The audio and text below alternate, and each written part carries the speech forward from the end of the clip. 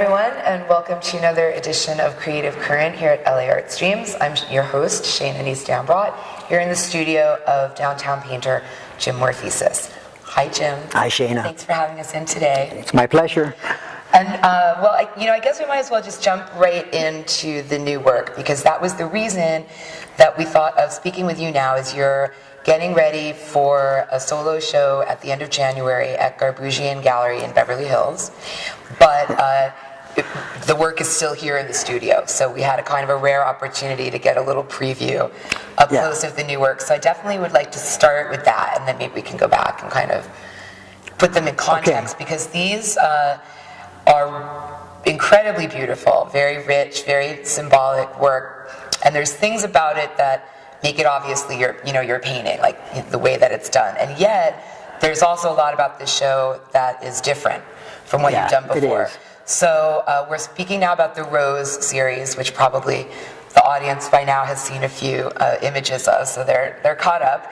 They know what we're talking about. If you could just describe what's going to be in the show, because I know the numbers and dimensions and kinds of things like that are as important almost as the paintings themselves. Well, it's a different show for me. I've never done one quite like this. All of the paintings on panel are the same size. And not 26 a huge inches size. square. 26? Well, I used to say tiny size. They've now grown to moderate because they take so darn long, but 26 inches square, which for on you wood panel is kind of itty-bitty. small. People think to Morphesis, it's this big, muscular, crazy work, and these are much smaller, much tighter. I've had to rein it in. So the muscular part is in the petals. Yes. So they're supposed to look like flesh. They are. Heavy, very fleshy. petals that are very fleshy, muscular, wrinkled, and weigh a lot more, and seen a lot more time than an actual, petal. Years instead of just days. So they're different that way, and they're the pain in the neck to do. So I have to start off. I love you talk about it like it's not up to you. I had to rein it in. They're just different. Like it had nothing to do with you at all. I think what happens is that it starts, you find something in your work that leads to something else, but then at some point, when I was doing these, they were a little too loose, a little too playful, and I could either go more abstract, in which case I'd lose the rose image. You can't get too loose with them, otherwise it just ends up to be a blob, and these were an important memento mori image for me. The rose, I've been doing crucifixes and skulls and even bleeding hearts, so this was something a little different. In some way they were more accessible, and that's something I wanted. But they still very much fit into that kind of symbolism that people feel like they know to expect from you, which is, like you were talking about, which is heavily religious and very sort of tragic and operatic and very symbolic. It's very operatic. All of that stuff, but the rose, especially the sort of red rose and all that, is definitely, you can easily see how that would sort of fit into that continuum. But why did you, what was the thing with starting to work with the rose? What was the moment? It's, I've used it on and off, even when I did these large, see them in the corner of the studio, these sides of beef, which were very abstracted. Rose images and floral images started to just emerge. So it kept telling me they were there. But it also was a conscious decision to come up with a memento mori image that was accessible, immediately recognizable. It's a rose. It sucks you in. You think you know what it is. But I wanted them to be very intense, beautiful, but then disturbing. They are. And the more you look, the more thank you. Good. That's good. The more disturbing they get. And that's also why I used, for the first time since the mid-'70s, a square format. Because I wanted them to kind of feel like a target.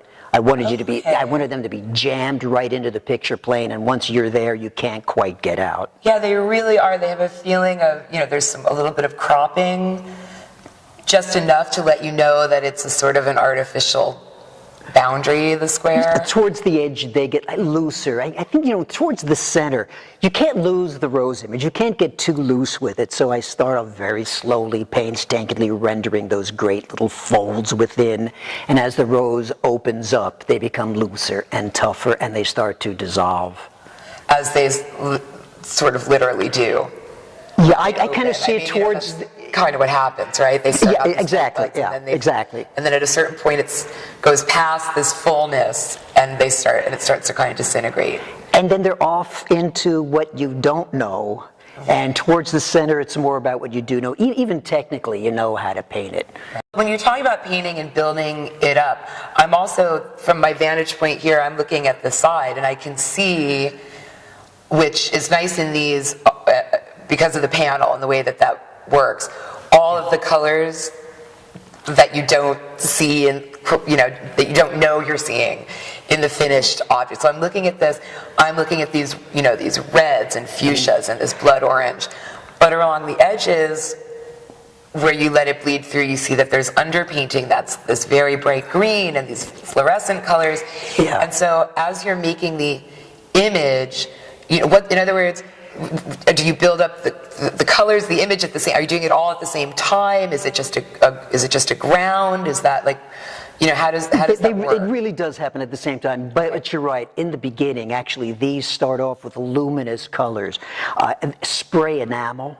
Nice. And then I also start to work these. In some ways, these are really traditional. I build the surfaces up with tempera paint, and often a luminous tempera paint and a permanent tempera. There's a new acrylic gouache, that I use. It's permanent, but it stays very flat, looks just like gouache. Okay. And these strange luminous pinks and reds and greens. Yeah, that's what I'm seeing. And so that really is sort of partly responsible for the effect that you get. Yeah, it is, because I then glaze oil on top of it. So it's, back to the time of just post Botticelli, when the glazes. Amazing acrylic gouache to work with. They had beautiful colors with their gouache, but no, it didn't glow quite the same way. So when I glaze the colors on, some of that comes through, and in areas of the paint has kind of created a strange kind of glow to them. So and at the same time, it's creating this surface that's really rough and kind of variable and kind of has a little bit mass to it. It's not really impasto. It is, but not really, because for these paintings, it kind of builds up, but I have to get thicker. And they, because they're paintings. Right. They're not, illustrations of roses. Sure, they look that way, but to me, I consider myself an abstract painter, even though I always deal with the figure. Figure's been very important. As a matter of fact, these were encouraged by a figurative painting. You're talking about opera. Yeah. There's a Caravaggio painting, Doubting Thomas. Yes, there. Where Thomas is sticking his finger right in Christ's wound, right? Yeah. lifting the skin up like a petal. So that was the encouragement. And the liquids that you see seeping out in one or two drops only really kind of come from that. That's like a serum. They're not quite blood, plasma, but they're not a dewdrop. They're a fluid, right? Fluid, a plasma. That's good. That's what you just said. I like that better. Fluid. Yes, that's how I. But I wanted to get into the technical a little bit, because you were talking about how labor intensive they are, and how ironic it is because they're smaller but much more intensive and sort of time consuming than work that's much larger but that's much more raw and expressive. And when you get your whole body into it, time-wise, it operates really differently. So are you kind of ready to get back to that? Yeah. No, I like doing these, but actually the later ones are getting a little bit looser and thicker towards the edges, so I just had a big panel made up. So this is a size that really feels like an icon. That was important. Like an icon as in sort of Russian religious icon that we think of. Well, I'm Greek, so let's go Greek. I was thinking about Malevich with the red square, which is very good. It's all about the same, and it's Eastern Orthodox. It's all the same stuff. Their churches had more domes. Okay. That's really the only difference. I'm Jewish. I'm just kind of guessing. Well, see, but no, you actually understand all of this. But in that, when you say icon, you mean in that religious context. Yes. Yeah. And of course, the rose, as I remember from art history, not from Hebrew school, is a hugely invested symbol in Christianity in general, and especially like the older forms, the Catholicism and the Orthodox, right? Yes, and absolutely. And so that's sort of on your mind also, like this, because you've worked with religious iconography before, Pietà most notably. Then you look at the skulls and things, and that's maybe a little bit more maybe a little bit more folkloric, but still there's that whole Golgotha thing with the first Sure. skull, the blood of Christ ran down and hit Adam's skull or something like that. I remember this from art history, so I'm probably getting it wrong. But there's No, all that, but it's all they're there. all I mean, connected. everything I use is a loaded image. This is a loaded image. As a matter of fact, if I go back further in my Please do. heritage, Greek goddess, actually Flora, Okay. is the Italian name for it. But what she did is turn people into flowers. Adonis, wounded by a wild boar, his blood dripping down, turns into a rose, and the rose vine grows and engulfs him. So, they started with blood. And supposedly the initial... You're so cheerful. You're so gory. See, it sounds very cheery to me. I know, it probably... well, yeah, I love this stuff, though, because it's all about... Well, it's all about life. I mean, a lot of people think it sounds like it's about That's because death, but Memento what's the Mori difference? is Remembrance of death. That's Right. literally what it means. Right, which is something for the living to do, right? Exactly, So yeah. it's sort of more like Yeah. that. Okay. So how long has it been since you've had a solo show in a Los Angeles gallery? In a Los Angeles gallery, I apologize yeah. if I've missed something, but I feel like it's been a while. Well, it actually has. I'm afraid to say it's been a while, but 2005 was the last solo show in a commercial gallery. That's There a have been a while. number of other shows. Glad I'm not crazy. It'd be so no, embarrassing. college shows. But, yeah. But till then, I was used to doing. You do a solo show once or twice a year somewhere. Yeah. So this was different for me. A lot of group shows, and these pieces have been gave long me have time to develop. So this particular series, I've been working over the past 2 years. Okay. And while I've shown rose images, not like these. Not like these. So these I've just been painting, hanging on to. So this is different. And the gallery's a small gallery. So it kind of lends It's itself bigger to than these. it looks, I recently discovered. Because you just curated a show. Well, I did, and but the point is we fit a lot of more work in there without it seeming crowded than it was almost like some kind of magic where it's bigger on the inside. It's an interesting thing about space. When it's empty, you would think it would seem the biggest. Yeah. But it's really the opposite. It When you is. start to put things in it, Then you it start to seems realize because it grows. No, it's a lovely space. I mean, because what's nice is you can really surround people with these in that sort of space. They can be in the center of the room and kind of just be in Yeah, in it's it. kind of nice. And It's all- that's one thing I wanted, a real controlled, smaller space for these. So let me ask you about, so you're going to install them, I'm guessing, sort of like this, right? Eye level, straight line. That's the idea. Not too jammed up like Yeah. like these. Farther apart. Studio, yeah. But let me ask you a little bit about this sort of, I don't want to say repetition because within about a second you realize that they are in fact all different. But I'm wondering if you could talk a little bit about that kind of seriality. Not surreality, but Yeah. being a series. Because, is it just that the thing that you do to make them is something you want to do more than once, but it just kind of comes out different? Or do you deliberate about choices to make them, the parts that are unique? Well, it's both of that. Going way back, I really come from a time of Adonis. before that, exactly. I come out of a time where serial imagery is what was happening, and the idea where you take something and you do something to it. This is what Jasper John said. And you do something else to it, and you do something else to it. You learn how much is in the imagery that you're using and how alive it can be, and subtle changes are big. And I find when I do something, if it works, I want to do it again. Right. And put in those ideas that I got from the last painting, so it continues that way until it reaches a point where the life's kind of out of it, and it just doesn't work. It's kind of a Right. drudge, and That's no when you new stop. ideas come. Except in this case, it isn't so much ending as kind of like coming back around. Because you were Really, talking 'cause- about how yes. you're not going to stop. You're actually going to try to do that scary thing of loosening it up a little bit. Yeah, but And kind of- that's which also kind sounds of a natural. risky. It does, but I usually find you don't just stop. At least I don't just stop and make a decision to do a whole new series.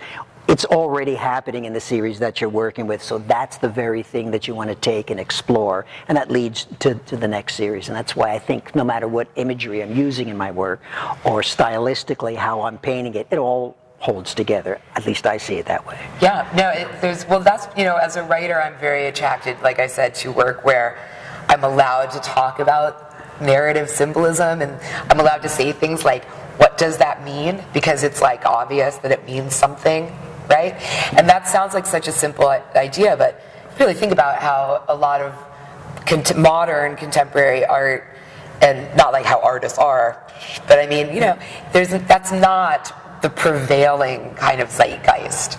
That's too romantic with a capital R. It's not, sort of like blasé. It's not laissez-faire. It's kind of like, why does it have to mean everything? I'm rebelling against, this tyranny of narrative. And it's like, well, okay, you do that. I mean, that's cool. A lot of gorgeous work rebels against, but just for me as a person, not me as an art critic evaluating, but just me as a viewer, I love that thing. I don't think of, they used to call literary, was kind of like an insult if you'd say someone's painting was literary, because it meant you had to read all this stuff into it. I love that.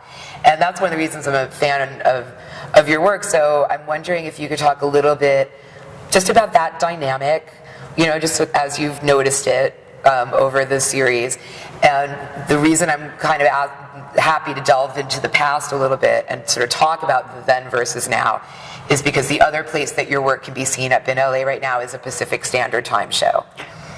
And so that's also happening right now for you. So I'm wondering if you could just kind of there's a Pacific Standard Time show where early figurative work of mine is going to be shown at the Pasadena Museum of California Art, Michael Duncan's LA Raw show. Big plugs for the PMCA. I love that museum. Strange museum. It is weird and small, and in Pasadena, the owners live upstairs. But it's one of my favorite museums in Los Angeles. They do just terrific show after terrific show. It's a great spot. So Michael Duncan curated it, and is that the only Pacific Standard Time show? I mean, I'm asking, some people are in a couple. That's the only official. That's okay. Right. There's some other things going on. So in terms of that Pacific Standard Time, looking at that era, you were here for what was then the first? I came here in 1970. I was in the first graduate class at Cal Arts. Oh my God. The first one? The first one. Okay. Friends of mine went back to New York to become internationally famous, and I, from Philadelphia, came out here, and after the horrors and wonderful things and horrible things at Cal Arts those first 2 years, I invested so much of myself. I said, LA needs an East Coast painter sensibility. It sounds like a crazy thing to say, but the art world was so much smaller then. I thought I had something going here, and I wanted to make something happen here. It was the new world for me. So I stayed, and everything that I planned actually happened here. It was wonderful. So when I finally did get back to New York, I made it just in time for the recession. So the timing for that was slightly off, but I wouldn't change things. The New York experience, I also made it in time to have a studio in an apartment in Manhattan. I think one of the last chances for an artist that is a dinosaur, not making millions. A distant memory. It was. It's still there though. I like to get rid of it because it's painful. Also downtown Los Angeles, I had a 9,000 square foot studio for $360 a month. I'd like to forget that. 9,000 square feet. What does that even mean? Bigger than you'd ever want. Like, can you even see to the other? I had a friend who used to come down and just skateboard in it. That's ridiculous. It was ridiculous, but it was also terrific too. And so you're back in downtown now, and I mean, it's just, I love the sort of kind of pattern of it. It's like you're doing the new work, but it's edging toward the old work, and then the old work is being brought, back out for people that maybe. I mean, the Pacific Standard Time shows. Whatever you think of the scholarship or the sprawling nature of it, the most exciting part is getting to see this work in person, either again or for the first time, because it's work you've seen reproduced. It's all these people that we know what they did in 1970, but not that many people were going to the Wright Gallery the 1 month in 1970. I mean, in other words, and we get to see it in person, and that's exciting. I forget that. Right. So when people mention just that they've seen this work for the first time, I was the at that actual opening, works. yeah. I just kind of take it for granted. Doesn't everybody know? Of course No. not. What Michael Duncan is doing to LA Raw, it's a figurative show. As a matter of fact, he wanted a big figurative piece from me, and I said, Michael, that actually started in '82, those big pieces. Can't you stretch it? No, he was stuck with that 45 to 1980, so my figures are smaller than that. But I don't know of another show that's really concentrating on the figure. Yeah. And he's doing something that would be unheard of just not too long ago, and that's starting with Rica Lebrun, a name that when I first came out to Los Angeles, you couldn't mention this figurative painter who related to the Mexican muralists, kind of a cubist too, big crucifixes and all. I mean, I kind of love the talk about overly romantic and operatic. That was Rica Lebrun, but he's starting with him. It's a courageous thing to do, and tracing the figure through Los Angeles. It gets forgotten, and with a lot of the really great looking work from the Venice crew that you see so much now, especially at the Getty show, you can understand why. But I'm really interested in this show that Michael is doing. And even though I call myself an abstract painter, I do need an image to work in and around. So you're not painting a rose in the same way that somebody might paint a still life of roses as a study, or because that's what's there. It's not just any flower. It's not just any kind of it's not just anything natural. It's a red rose. And the red part is also really important too. That, when I say literary, I mean like there's a whole history. Like, look this up in the dream symbol books, like all the places that you would go to find. I hope, and I guess I kind of assume that people know that behind and I always paint an image, a single image, because the story is there. I think that's how we deal with the world. It's just you dealing with everything. So when it gets right down to it, one image should suffice, because the whole story's there. Or one at a time. That you can put one at a everything time, into it. Yeah. So, I think the rose, it's kind of like fraught, I guess would be the word. You know what I mean? Yeah. Like it comes with this kind of baggage, and not in a bad way, in a good way, because it creates this whole kind of backstory of, having so many different kinds of overlapping meanings, and that all different kinds of people would have an association with, and all that kind of stuff. And it's this wonderful image. I think that it's also an image that, and I think every painting is about, what you know. Well, that could be along with, it also has to include what you yearn for. It's like a very sensual experience. Well, those are things that people carry around with them sort of anyway. And so you as an artist, you're on board with that. It's like, bring me your emotional baggage, bring your history and your memory, and just like, look at this rose, and just, let it mean whatever it's going to mean to you, but knowing that it's going to be a meaningful. It's not like, it's not an iris, where maybe 48% of the people in the world wouldn't even be 100% sure it was called an iris, much less do they. What I mean? They don't carry it doesn't evoke anything but Van Gogh. But the rose is, it could be everything, in art, out of art, Bible, romance, life, death, and now we're back to opera. And opera, excellent. Okay, I guess I'm not sure, because we had the little time snafu. Do we have another minute? Okay, post-production is my favorite thing. So, if you would mind, tell the story, because I think it's kind of funny, how you actually started working with the good folks at the Garboushian Gallery to do this show. Gerard and his partner, his wife Lori Garboushian, who are really refreshing. They are because wonderful. They come into the art world differently than a lot of art dealers and other people involved in the art world. And he also had a business, Gerard Garboushian, for, I don't even want to say how many years. He's a self-made man. And the gallery is where it is because that's where he ran his business. So it's small and it is. No, but you're right. They came to it from this place of love. I mean, they're hardcore collectors. And I can't help it. Garboushian Gallery is a half a block south of Garboushian Gallery, so I think the Armenians are probably taking over. I think they Beverly are. Hills I tease galleries him all the time, and half the time people will come in and they'll look around. They get this really confused look on their face, and you can tell in their minds they're thinking, "I thought Gagosian would be much bigger. And we're like, it's cross street, a couple blocks there. Well, that's good and bad, but I think it's fine. And they're doing such great wonderful there. to work with. And he's really doing well. great. And the reason I ask is because I know he's a fan of your work, and That's how it how you met. started. So we met because there was an auction, a Robert Berman auction, and work of mine from a corporate collection. Actually, all the work in this auction came from a particular corporate collection. I see. So everyone there. And it was a great corporate collection. And the good old days when they bought from me a big double crucifix painting. So, I mean, who wants that? And I in thought... their corporate. In their corporate That would never collection. happen. It wouldn't happen today. Never.